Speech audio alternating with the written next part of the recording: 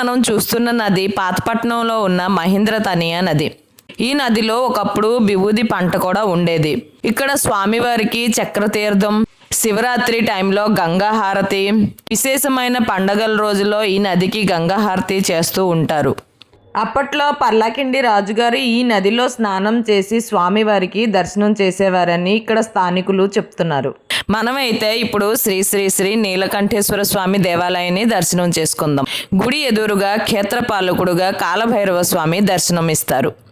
గుడి లోపలి భాగంలో జంట నాగులు, ఒకవైపు నవగ్రహ టెంపుల్ ఉంటది. ఇక్కడ స్వామివారు సంవత్సరానికి 6 నెలలు నీటిలో ఉంటారు, మిగతా 6 నెలలు మామూలుగా ఉంటారనమాట. ఈ దేవాలయంలో గర్భగుడి లోపటికి వాటర్ ఎక్కడి నుంచి వస్తుంది అనేది స్థానికులకు ఇప్పుడు కూడా అంతు చిక్కని రహస్యం అనమాట. అప్పట్లో పర్లాకిండి రాజుగారు ఈ గుడి నిర్మించారని స్థల పురాణంలో రాసింది. పురాతనమైన దేవాలయం కోరిన కోరికలు తీర్చే స్వామి.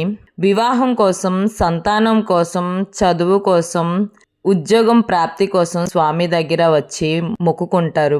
ఖచ్చితంగా స్వామి దగ్గర కోరిన కోరికలు నెరవేరుతాయి. ఇక్కడ పార్వతీదేవి ఆలయం కూడా ఉంది. ఇది ఒక పంచలింగాల క్షేత్రం అని కూడా అంటూ ఉంటారు.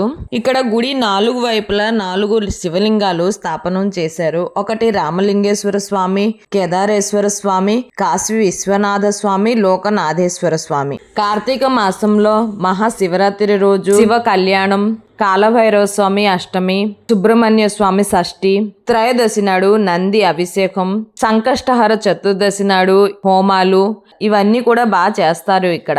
ఈ గుడి కోసం మీకేమైనా డీటెయిల్స్ కావాలి అంటే కామెంట్ బాక్స్లో కామెంట్ చేయండి. ఇక్కడ పాతపట్నంకి దగ్గరలో ఉన్న వాళ్ళు అయితే ఒక్కసారి స్వామివారికి దర్శనం చేసుకోండి. మరొక మంచి వీడియోస్తో నేను మీ ముందుకు వస్తాను. మన ఛానల్ని లైక్, షేర్ అండ్ సబ్స్క్రైబ్ చేసుకోండి.